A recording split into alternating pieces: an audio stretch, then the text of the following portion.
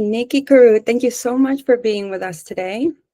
As you know, the Women in STEM Network Spotlight Series aims to capture the experiences and expertise of ambassadors and partners around the world to increase awareness and support for women facing both opportunities and challenges in the workplace. Today, we have the pleasure of having Nicky Carew with us, a partner of the Women in STEM Network. Nicky is a specialist in people-centric change leadership. She is the co-author of Behind Closed Doors, Stories from the Coaching Room, and curator and co-author of Change Wisdom, Insights from Changemakers to Guide Your Future. As an executive coach and facilitator, Nicky spends her time developing leadership capability and consulting with senior leaders on sustainable transformation. Prior to specializing in change leadership, Nicky worked in marketing and public relations and has worked across commercial and public sector organizations to develop leadership skills for increasingly complex environments. Welcome, Nicky. Thank you for taking the time to share your experience and wisdom with us today. I'm delighted. Good to be here. To begin, can you please tell us where you're from and where you're currently located in the world? Well, I am from and currently located in the southeast of England on a very famous battlefield in Britain that every child will know, the very famous here Battle of Hastings, which was in 1066, and it was known as the Norman Conquest, or the Battle of Hastings. So it's a very famous site, and every year they reenact it in my back garden. So it's a lovely place to be. That is so cool. Could you please tell us a little bit about yourself, your profession, background, and expertise? Okay, so as you said, I am now an executive coach and a facilitator, and what I call a change maker. So I'm one of the founder members of the Changemaker Group, and our vision is to create change makers around the world. So I've worked with science research councils, and even many, many years ago, I worked with some people at the Met Office here in the UK. And the Met Office runs all the weather reporting, and they work on incredibly specialized and massive computers to work out the weather patterns, which, as you can imagine, in the UK is quite complex. And they were very proud the fact that they worked with these huge computers that were several gigabytes. What on earth was a gigabyte, I thought. Now, I don't tell you that story to tell you how old I am, but rather how fast things move in science, of course, and how much it impacts our lives, because my phone is 130 gigabytes, and that is normal. So that just shows you, the science journey, which I think is a fascinating one in the world that we have at the moment. My journey here, which I think some people will resonate with some people that are listening here for the women in STEM, is at the school I was a reasonably bright girl. I went to the local grammar school, and the grammar school in the UK in those times was a selective school. So the reasonably bright kids went there. They were meant to be given a really good education. We don't do that anymore in general, I'm very pleased to say, but in those days, selection was the norm. And the grammar school system was a girls' school. And my favorite subject, my best subject, was physics. But in the grammar school system for girls in those days, physics was, I'm not sure what a girl needs physics for. So we had a sort of combined physics and chemistry kind of muddle. Hated chemistry. I didn't like chemicals. I didn't like the smell of it. So it didn't go any further. Well, we weren't allowed to do physics as a subject. And that was just the beginning of how, I know that STEM subjects for women sometimes is not prized in those days, particularly. So, and that was I got into a different career. I went to university, and I started learning a career of faking what I was good at. So the real thing I was good at seemed to be a long way away now. And I got jobs in marketing, as you said. And sort of every 2 years, I kind of moved on. I got burnt out. I really wasn't serving my employers either. And I thought I was outgrowing it. But really, I was exhausted for being something that I wasn't, something that somebody else wanted me to be. And I was never in my natural flow. I just went back into another role, probably more senior, as if that was going to help. So it wasn't till much later in my career I learned to focus a lot more on what was for me. And now I have a much more productive relationship with my colleagues who have different ways of working and different energies for impact, which I'll talk a little bit about. And I feel really empowered and valued.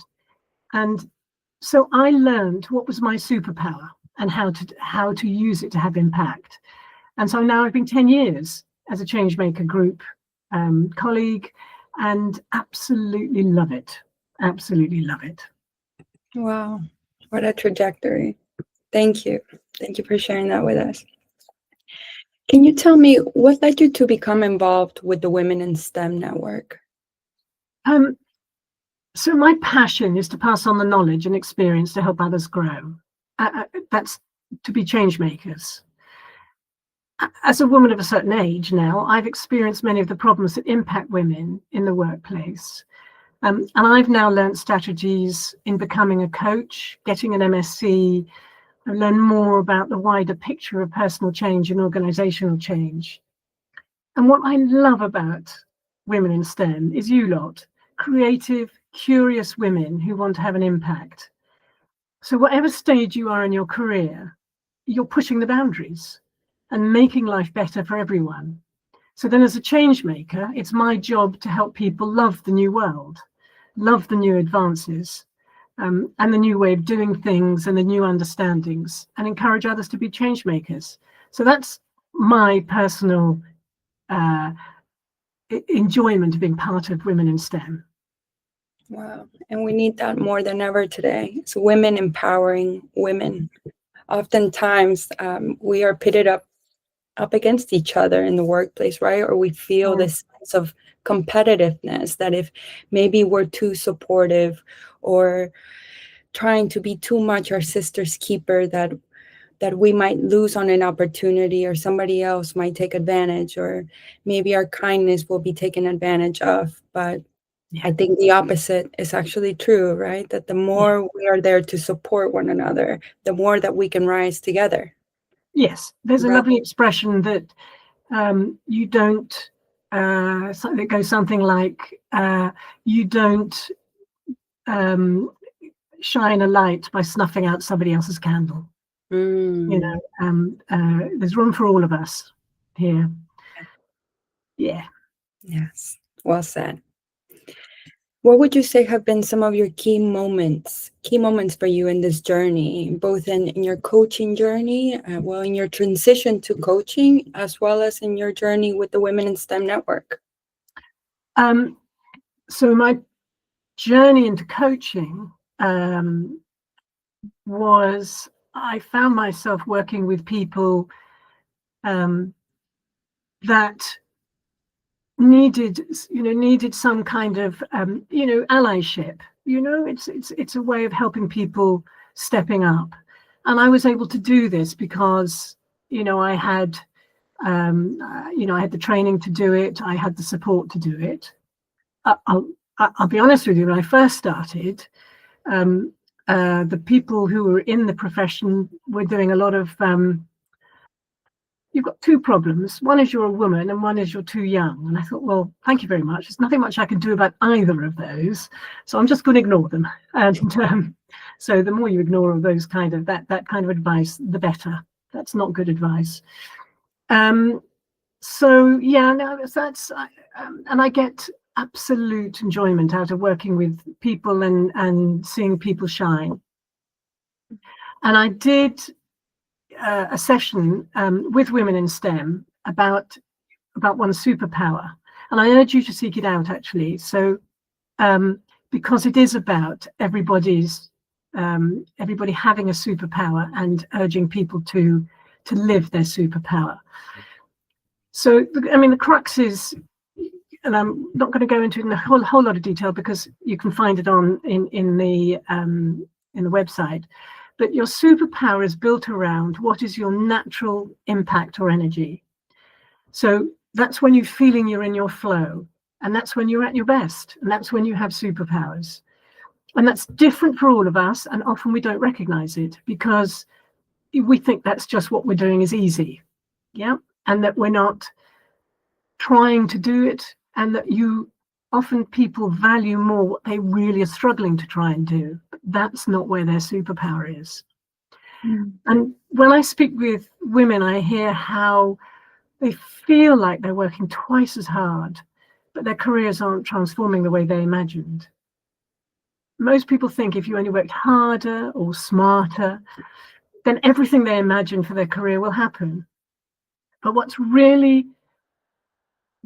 if it really is that we are working against our natural wiring, the way we are naturally designed to have impact?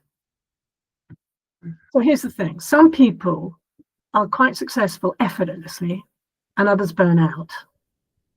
And it's not about working harder. So when I've talked about superpower, and I do hope that one gets to look at it in more detail, but you can have a quick idea of what one's own superpower is by having a look at something called the Change Leader Code. It's something we created. It's just a 10-minute assessment, but it will reveal your unique way of having an impact. It'll show exactly why you can get stuck and how to work with your strengths instead of against them. And the reason why impact is important is partly because you make impact through tasks and ideas and through people and relationships, and use your combination of all those. But also it is what potentially other people value, potentially your employers value. So by doing this, the Change Leader Code, you just put it in your search engines and it'll come up. You'll discover your natural energy that drives creativity and innovation and collaboration. And then you align your vision with how you work best. So my own example on this was when I did it, and I did the full questionnaire. When I first did it and I got my result, I thought, oh, really? Is that me? And then all my colleagues went, that's what we see. That's when we really appreciate you. And I thought, wow. And I hadn't thought about that because I thought I was struggling to be this incredible, genius ideas person. And I wasn't, and I'm not.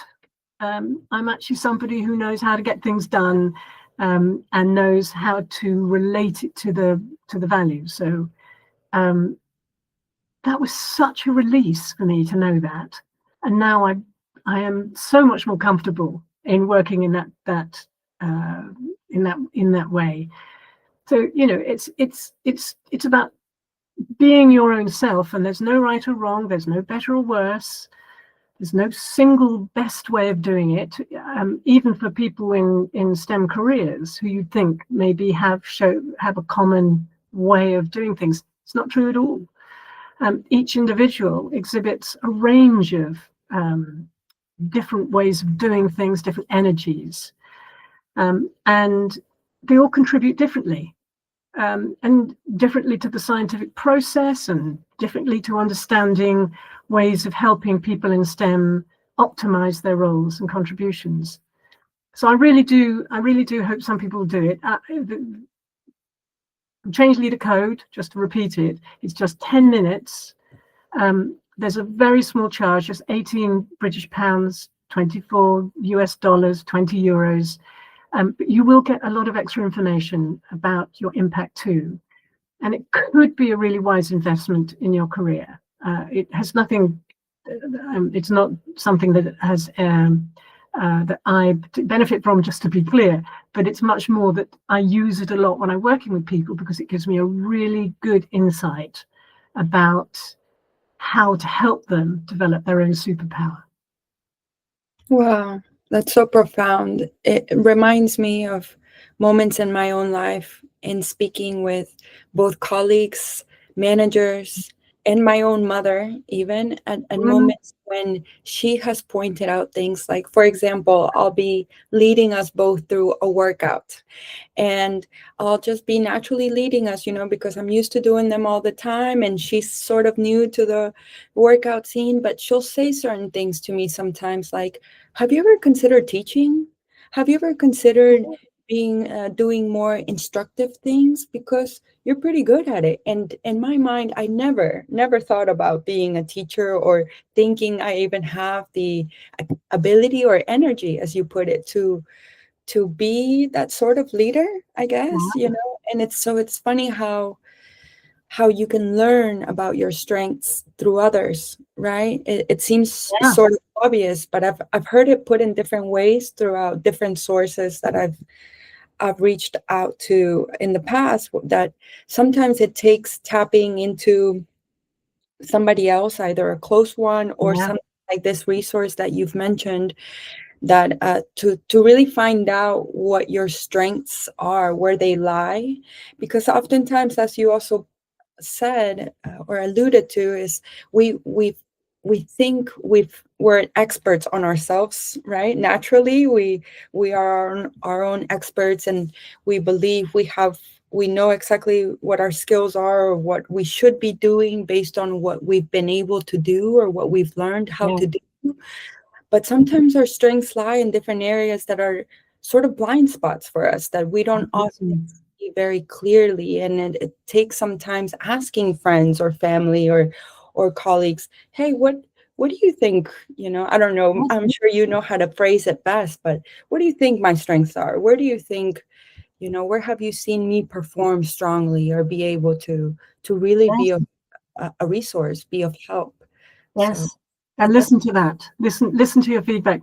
And I think that's so interesting that your mother said that, because it's really hard to teach family, really hard. And if she's giving you that feedback, because families know you so well, that you think that would be a good thing, but it's not necessarily when you're teaching, because they're less tolerant of being told what to do often.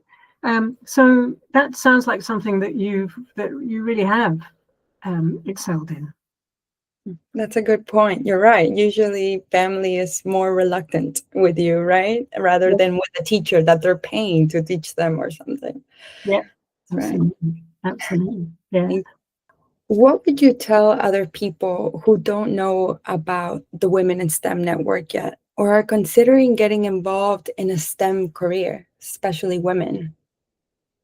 I would say you never know where opportunities exist and what networking can offer. So get involved with Women in STEM, be there and be an ally for everyone else on in the group.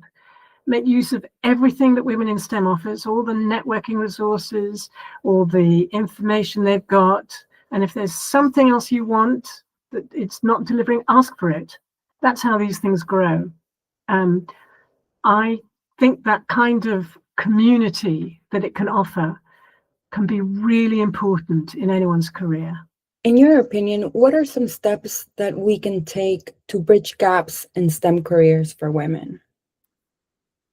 I think there are some really common themes that make a big difference. I have identified 4 of them, and I know lots of people struggle with some of these, but I recognize that from working with women, that one of the most important things that have helped women in their careers is find a mentor. Find a mentor that's really going to support you. Now, choose wisely, not someone who's going to tell you what to do in their own mode, because that's not what mentoring is, but someone who's got the best interests for you at heart. And what a mentor is going to do is give you confidence, help you navigate through your career. Not your boss though. They can offer you good advice, but they'll always be your boss. And however well-intentioned they will be, they'll have a different agenda. So look for someone who's a good listener, who perhaps, probably another woman who will have been through some of the challenges in their career. And they might even be from a different organization, but there are some issues around confidentiality over that. But look for a mentor that you respect, might be in a completely different part of the business, your organization, but most people are only too willing to do it. They're very pleased to be asked to be a mentor. And I know people who've kept in touch with their mentors long after they've stopped that mentoring relationship because of mutual respect in what they do. So that's a really important one for me. Find a mentor. Another one is I'm sorry. Sorry, go on. If I may interrupt before you move on to your next point, 2 questions come to mind when you say find a mentor. One is I'm sure many people out there, including myself in previous occasions, have been reluctant to approach someone to be their mentor, even someone who they think might be a very good fit. Because maybe they're not sure how to approach them or how to initiate that conversation, or to even say, be able to frame what type of support they might need or how much support they might need. I think oftentimes, at least in my case, there's a hesitancy behind that approach because you're afraid to ask too much of somebody. And even if they might be very willing to help, maybe you don't know exactly what to ask for from them. What would you say to someone who's not really sure how to make this approach? So I'd say, Carolina, if I came to you and said, Carolina, I really respect what you do. I've been aware of how you work, really respect it. I would very much love to be your protege. I would love you to be my mentor. And how would you feel about that? So if somebody said that to you, how would you feel about that? I'd be flattered. I think you'd be flattered. I've been asked every time, and I love doing it. I mean, there's only so many you could, if they've got 5 other people that they're mentoring, they may not have time, but they would be able to say to you, I'm flattered. I think that's really lovely. I doubt I'd be any good for you. Haven't got enough time. Why don't you speak to somebody else and ask them to name somebody else? There's no downside of that. You've made a connection with somebody. And I think that's a really important part of that kind of relationship. Now, as an executive coach, I assume this automatically makes you a mentor for people, or maybe there's a difference between being a coach and being a mentor. I wonder, in your journey as a coach and as a mentor, would you say there are new things you've learned along the way about what it takes to be a mentor, and things maybe you've had to unlearn from before? Maybe there are things that you believed before but now have shifted throughout your journey and your experiences as to what makes a good mentor, what to look for in one. I think there is a difference between coaching and mentoring. With the kind of mentor that I'm suggesting, I mean, get a coach. I'm not suggesting don't get a coach, but to get a good coach is probably costly. unless your organization is going to pay for it. Whereas a mentor would be much more of a relationship of goodwill between the two of you. And because of that, one's not expecting a great deal from the mentor except support and maybe a bit of challenge, and somebody who is not going to, the most important thing is you don't want them to impose their ideas on you. They might say to you, I did this. I'm not necessarily suggesting you do that, but that was my way of doing it, without any expectation that you will follow through. It's just a way of giving you another idea and letting you work it out for yourself. That would be the mentoring thing. Coaching is a little bit more detailed and a little bit more focused on various outcomes that we're looking for, about behavior change and sort of creating very particular issues that person wants to look at. And that training is much more involved in some psychology, and so there's like a spectrum, if you like. So it's probably goes slightly more onto the counseling therapy kind of side of it than mentoring is. So I wouldn't, I'd say, that you're not expecting a mentor to offer you the kind of thing a coach can do, or a properly trained coach can do. But some people do muddle the two, and if they are, it's not a coach, it's a mentor, and so it's worth being clear in your mind what you're asking from that mentor. Does that answer your question, Carolina? I'm not entirely sure. It does, yes. Yeah. Thank you, Nikki. Yes, that's a good differentiation. Thank you for answering both of those questions. Now I'll let you move forward with some of the steps that we can take in order to bridge gaps in STEM careers. The first thing was so the first thing is about finding a mentor. The second one is, I'm going to repeat myself a little bit here, but which is find out about your superpower energy, which is your purpose, and focus on that. Sometimes people find it difficult to communicate how much value they bring to their workplace. And this is a really powerful way of letting people know how you have an impact. So you're able to say, this is what I have done. And I think that learning that language is really important, and being able to say it without reservation. It's funny, some people, and culturally in some nations, it's much easier to do that than others. Some cultures find it very difficult to be able to say, I did this. But in actual fact, sometimes it's just a matter of finding the right words.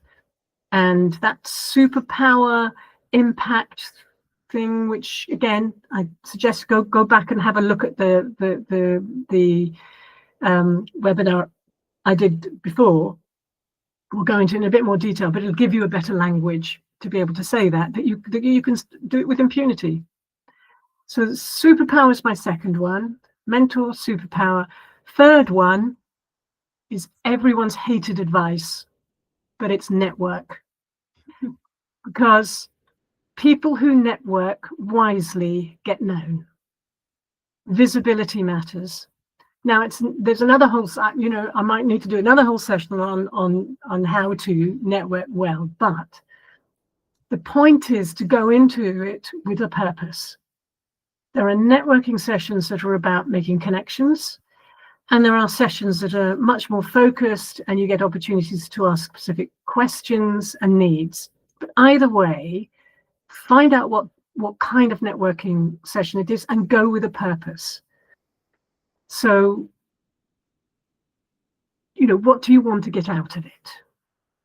But if you're an extrovert, extroverts classically quite like networking meeting because lots of busyness, like going in and talking to people, but they may not get very much out of it because they're having a busy time, and it may not have the right impact. So extroverts might need to focus on what they want to get out of it rather than having fun meeting people, unless, of course, that is the reason for going. And I've met plenty of young people now who are working from home who are coming to networking meetings just because they're lonely. And that's absolutely fine too. Make connections. That's absolutely good, as long as you do that purposefully. But if you're an introvert like me, networking is one of those things that you really have to grit your teeth. Now, give yourself care. Don't tell yourself to go in and madly network because you should, because you will burn out and you won't want to do it again. So decide what you've got energy for, decide what your message is, choose to do what you can do. And it might just be, I'll have full conversations, perhaps. But that's fine. Those full conversations, you don't know what might come of them. But don't avoid networking completely. So remember, visibility does matter. If you're not visible, somebody else is. So networking is my third one. That's a very good point. If I may interrupt, Nikki, I feel like networking used to be so much easier before, when we pre-COVID time, because I remember these types of opportunities were essentially created for us in the workplace. Like it could be a monthly happy hour that we had as an organization that allowed us to come together. And usually, I think when you think of networking, maybe you think of meeting new people that you're usually not around, right?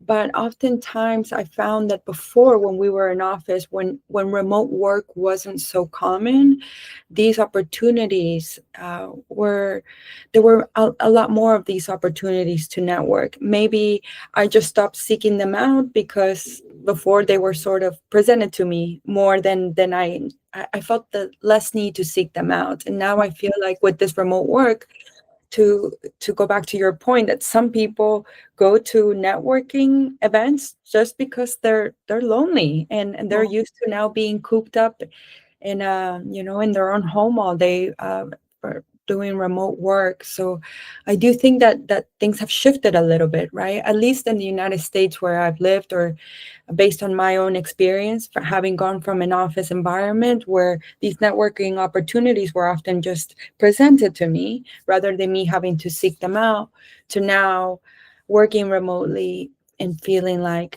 I have to be intent about these opportunities. So I assume now that for a lot more people throughout the world are working remotely, and that they themselves might have to take a little bit of make an extra effort to get out there and find those events and those places where they can really get together with people. But it might be more important now than ever before, right? For that reason, that in a way we are connected. I agree with you. I think it's becoming more common now. There are various organizations who are doing this. There's one here in the UK called DOTS, and I think they're also in the States now. They're really good networking sessions, but you have to seek them out. You have to get involved with them, and just find your tribe. I think that's the word for me. Find your tribe, and your tribe will support you. Thank you. On to the fourth point. So the fourth point really is, so we've got mentoring, your superpower, networking, and the fourth one is really speaking to people who've perhaps got established careers in STEM, who would be leaders. Lead by example. Now, of course, obviously, but it's much rarer than you'd imagine. We all think that we're good at this. We all think that we would lead by example. But suddenly one comes under pressure from a situation. Our bosses are giving us a hard time, or or just the business needs. We're under some kind of big change, and there's a lot of pressure. So we go into survival mode, and that survival mode then has an impact on everybody else. Sometimes you have to take heat from someone above and not pass that on. So as a role model, leaders, particularly women leaders, that's really important to be a role model for every other woman coming along. Too often we see the women who are in leadership positions who are not supporting other women. And just because the pressure that they've got to be seen to be performing. But my fourth one is just to give thought about that. It's something that we all need to be looking after each other for. Yeah, that's a very good point. And as we were speaking before we started this event, I mentioned to you that I've had these situations in which I feel a conflict within me and confusion as to how to approach some situations in the workplace, because as women, we are, society has always told us that we need to be soft and we need to be quiet and we need to keep our heads down and do as we're told and so on and so forth. That's been our narrative for far too long, right? But then along the way, that narrative started shifting as women started empowering other women and started encouraging us, not only women, but men as well, certain people encouraging us to be more assertive, right? To draw our boundaries, to stand up for ourselves, to ask for those things that we know we deserve or that we want. And so I myself know that I found myself in this sort of between the two, right? Trying to navigate this, what feels like a fine line between the role that women have always expected to play in the workplace, and to stay in our lane and know our place and not be too outspoken or too visible or too much in all senses of the term. And then the other side of the narrative that tells you, no, you deserve to be at the table that you're sitting. You deserve to be in the room that you're in. And you should never have to keep your head down or stay in your lane or not speak out about the things that you feel that you should. So I'm sure this is a conflict that many women face around the world. And I know myself that I struggle with this all the time, is trying to navigate the two, right? Knowing when to be which person. And sometimes I just feel like it can be so exhausting. It's energy draining trying to figure out who it is that you're supposed to be, what role it is that you're supposed to play. So for those women out there who are navigating this fine line, what would your maybe a piece of advice for them be, as to how to wrap their minds around that, like how to know when to be what, essentially, in these environments? It's so difficult, isn't it? And I mean, everything is context driven, isn't it? It's understanding the context.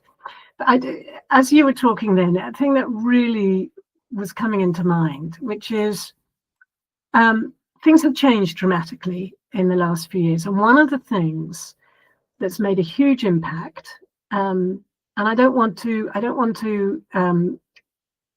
male bash in any way, because it's just what has come into their vision. And what's come into a lot of men's visions, men of a certain age's visions, is they've had daughters and their daughters have excelled, and suddenly they think, that's how I want my daughter to be treated. And that is that's a huge driver now in terms of making men go, I get it. I really get it now. So, I'm much encouraged about that. And I'm not short of reminding men of that they have daughters. And so, what is their aspiration for their daughter? So, it's very difficult. It's context driven. And I think that's where a coach can really help somebody steer that. The right words, but also the right words come from, again, that whole issue around the superpower. Is when you've got your superpower, you learn a language of saying things in a way that is not about,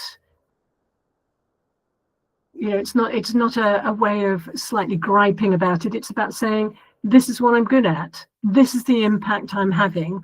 This is what I am going to make you recognize, that this is what I can do. And I think that's an amazing way of working and getting in the workplace. It takes a bit of practice, and I think sometimes you just have to let it come out of your mouth. You have to allow every now, to say the words and see where it lands. And that wasn't so. That landed quite well. I got my point across.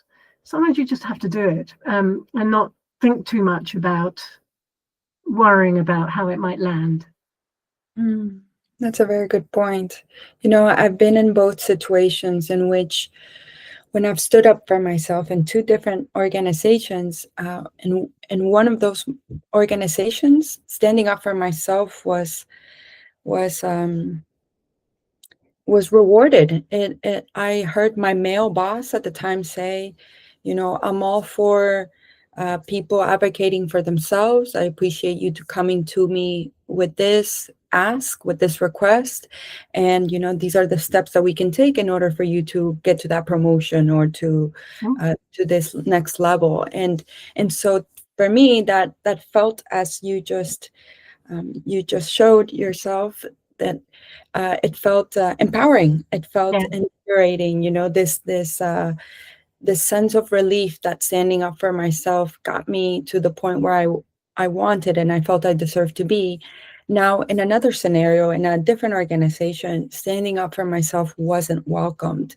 I was told that that's not the way that people work there, that people are expected essentially to stay in their lanes and to keep their mouths shut and to, in different words, of course, but essentially I was told, no, this is what we expect from you here and nothing else. So please basically do your job and continue on as you were.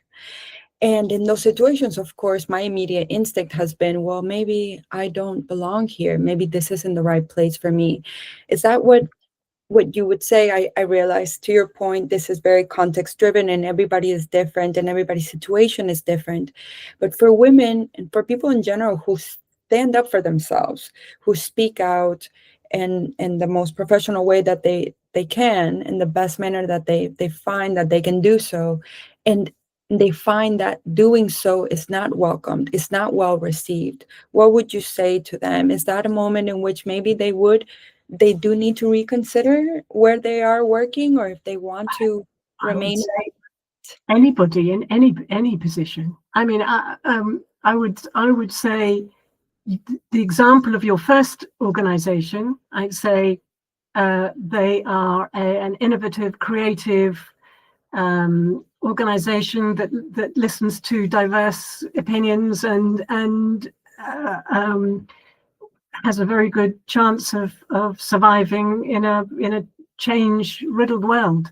I think your second organization sounds like they're very stuck and not going to be very creative. They're not listening to, what quite often it's the people who are in the front line understand what's going on. They understand what the problems are. They understand what needs to change. And if the people in the top, the leadership, are not going to listen to that, I don't know what's going to happen to that organization. So, and I wouldn't want to hang around, but, each to their own. There are people who need that kind of stability. So I'm not going to damn it for everybody. But if you are, a very bright person and want to move on in your career, then you need to move on. I mean, that's the bottom line to that. That's the harsh reality, isn't it? That sometimes it comes down to that, and you never really know until you speak up if you are in fact in the place that's best fit for you, right? Yeah. You have to find your, I said it before, you have to find your tribe, and you have to find the place you're comfortable with, or the work you love doing. I mean, some people, particularly if you're involved in a science project or a piece of research or something which you absolutely love, then that may be the thing that makes you feel really fulfilled. If you don't find that you're being recognized for that, then you need to think about how you do that. What's the payoff? Is the work you're doing enough for you, or do you feel that something is eating away with you because you're not being prized for what you do? You've got to work it out. You've got to work it out for yourself and decide what's the right thing for you. Thank you. Now that we've covered some steps that we can take to bridge gaps in STEM careers for women already in leadership positions, how do you think we can empower women in power to take charge in this pursuit to bridge these gaps? Yeah, I mentioned it before. I think allyship is really important in this world.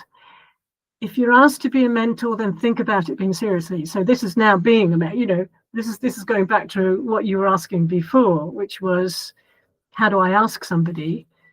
If you are asked, then think about it seriously. Find out what it takes to be a mentor. It's a joyous thing watching a protege develop. And it's absolutely not about making your protege a copy of yourself, because they've got different superpowers.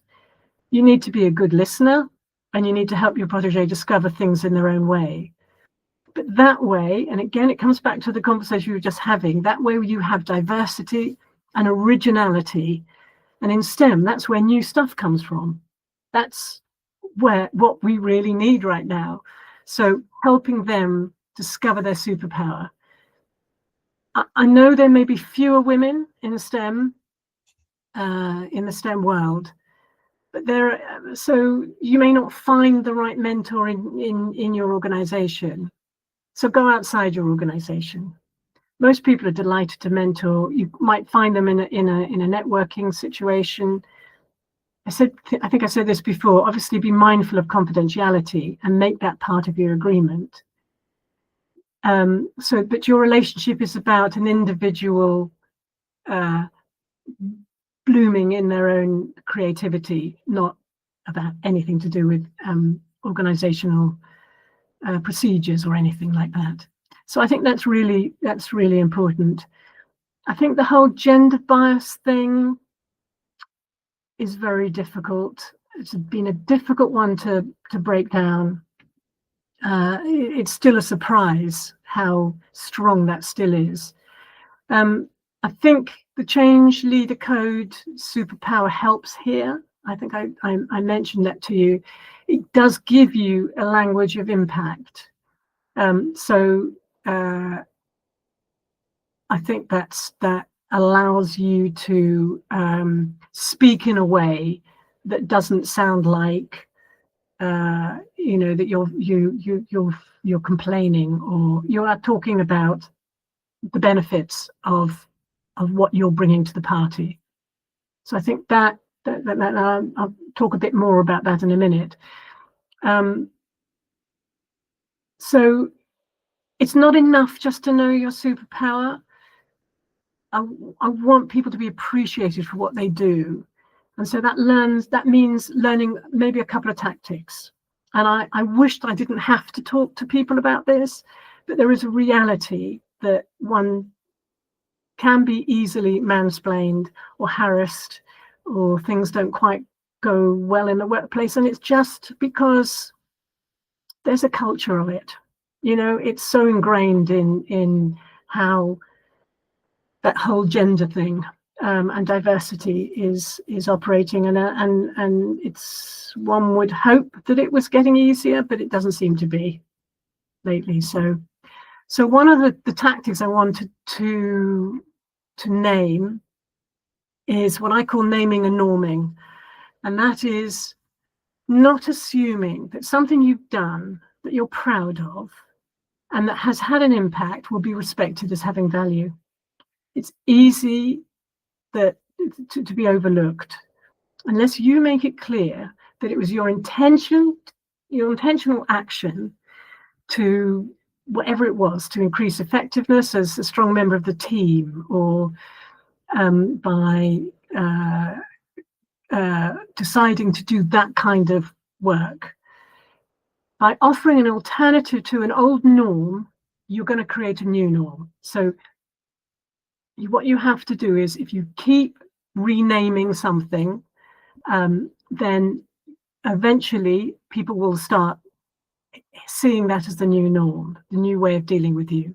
So for example, get comfortable with holding on to your superpower, and that might mean calling out people. The beauty of the system is it gives you a language to do it in a very non-aggressive way. So, for example, you could say, if you were, one of your superpowers might be, you could be what we would call an implementer, which is somebody who gets things done. So you might say, I know my value in this project is getting things done and getting to the crux of this what we need to do. So you're landing what it is you're doing that could be easily overlooked because somebody else is coming up with fabulous ideas over there, when you're saying, no, that's great, I love your ideas, but I know my value in this project is getting things done and getting it so that we've got the project completed. Or you might find that you are what we would call a strategist. So that is somebody who might be able to say, a vital first step in this project is to clarify exactly what we're trying to achieve here, so that we're all moving in the same direction and saving wasted time. So you're using kind of words that everybody can understand, that builds in it a benefit of why they should be listening to you and recognizing what you've done. So I think, and these things it require great practice, but that's what I mean by naming. I think you need to be really clear.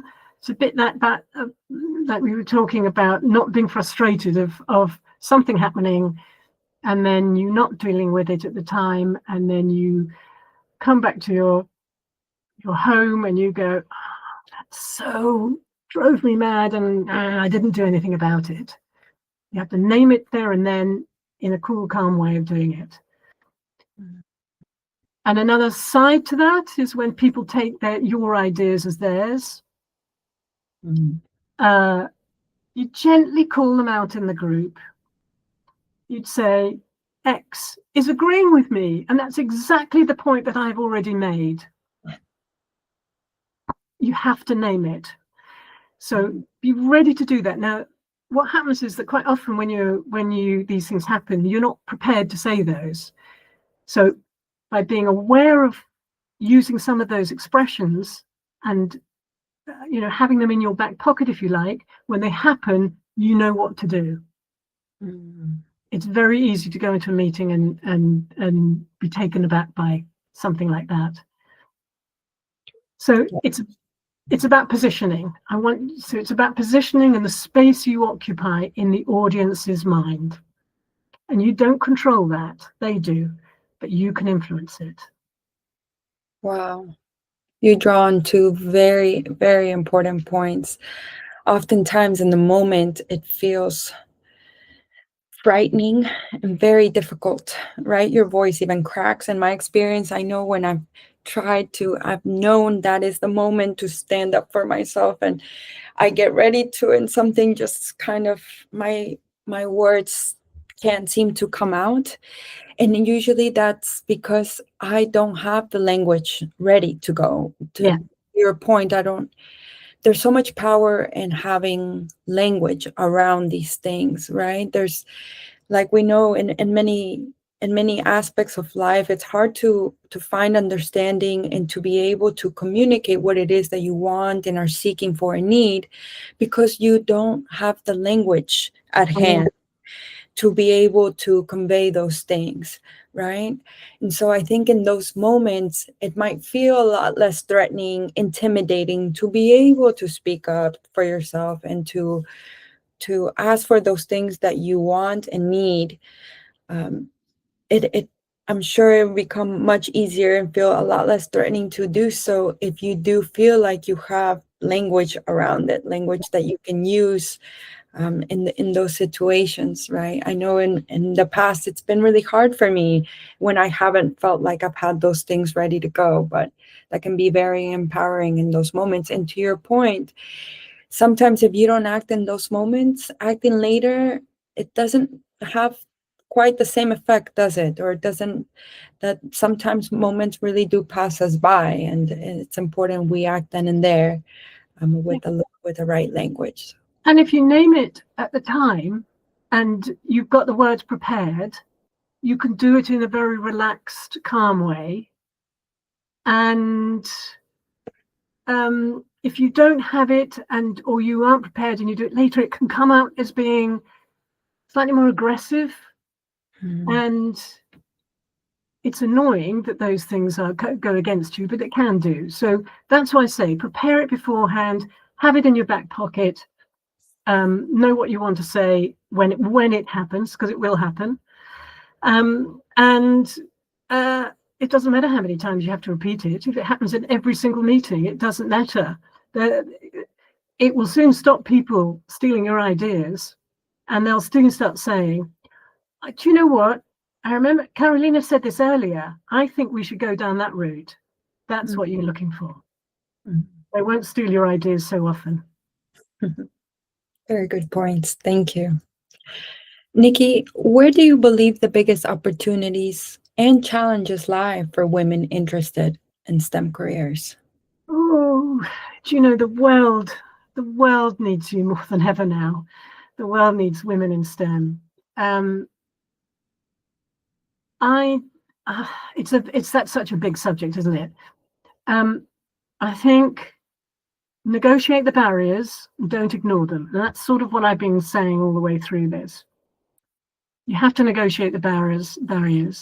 And the only other piece of advice I've got is make AI your friend, because that, at the moment, is something that you absolutely can't ignore. I know a lot of people in STEM are using it for all sorts of research, but in every part of the world now, you need to make AI your friend. You need to understand it, and you need to treat it with the opposite of respect in a way. You need to be careful with it. But everybody's using it now, and every organization's using it. And if you don't build it in at the beginning, somebody else will. And so that's just my the thing that I'm having to learn. Make AI my friend in this world. But negotiate the barriers, make AI your friend, and realize that the world needs you. If I may go back to your point about making AI your friend, this is something I've also been navigating, and especially as a writer and as a content creator, I've been to be honest with you, I've been reluctant to depend too much on AI. Because for all the obvious reasons, maybe that I, defy my creativity in a way. I'll become too dependent on it. I mean, I have friends now who I cringe at seeing certain things, like they use AI for everything, even to write simple emails, just to respond to simple emails. And that to me is very scary sometimes, because I think, will we get to a point where we can no longer finish phrases on our own, or it will take a lot of energy for us to be able to compose our own emails, or to write our own articles. So as a writer, naturally, I feel like I'm afraid in certain senses to become too dependent on AI, but also, and having completed now a couple of projects in which I used AI to help me with research, especially. I mean, I found it priceless, right? And being able to acquire tons of research that would have before taken me days Yeah. to acquire. Now I can have it in moments, and that gives you your time back, right? Which is priceless in itself. So I definitely am finding myself having to incorporate it more into my life, and coming to the realization that it's here, Yeah. and it's being adapted, and many people are well advanced in it. And if you choose not to make it your friend, then you will come across barriers, and you are at a disadvantage rather than at an advantage. May I ask you how you found that it's been most helpful to you in your career, and maybe how you advise others use it in the ways that it has been helpful for you? Mm. Well, for me, well, the bit that I've used it most, and it's a very basic use of it, is I write stuff, and it's not necessarily my forte, writing stuff, but I have ideas, and I have ways of doing things, but I'm much more a relational person. So I could be a bit wordy, and I bung it in there, and it comes up with, I go, oh my God, that's so much clearer. So I love that. I love that. There are some horrendous stories out there of research that comes out completely wrong. And so, one has to be wise, one has to treat it with wisdom, and you have to be really careful, but it is a time saver, and it's been a time saver for me. And my life is about words and behaviors and behavior change. So for me, it's quite useful for that. Where it goes, for me, it's slightly dangerous in my world, is that it can come up with some quick answers, some the kind of thing which is quick hits. And when it's about behavior change in people, it's much more complex than that. It's not quite, the 10 best ways of dealing with difficult people or something like that. It will rush through all of those things, and it's okay as much as it will give you, but it won't give you very much. So it's a mix. It's a mix of things. It's like lots of things are good. Our telephones are good and bad. We spend too much time doing this. I do too much time on my phone, and we've just got to learn. We've got to learn to use it wisely. Nicky, you've been extremely insightful. Thank you so much for taking this time to share your experiences and expertise with us. We are so lucky to have you on board. Is there anything else that you'd like to end with that maybe I haven't touched on, haven't asked you about? Oh, it's a lovely question. I don't think so. I mean, I think I love people I just want people to do the best for them, to live the lives fulfilled. I mentioned before that we wanted to create change makers, and I think change makers are people who manage to help other people change. So it's about encouraging other people. It might be being a mentor, but it might just be recognizing what needs to change. It might be recognizing just a small change in the world. It might be recognizing that something from my local community needs to change. Anything like that. Just have a look. If you're interested, have a look at our website. There's a whole community area there to say, you know, we'll support communities if you've got a change, a particular change thing you want to do, that will help the people become better change makers to do it. So I just, you know, I think if we can all become change makers, it would be a really positive world. Nicky, Carew, thank you very much for your time. It's been a pleasure. No, it's been a delight talking to you. Take care, everybody. Thank you. We hope to have you back very soon.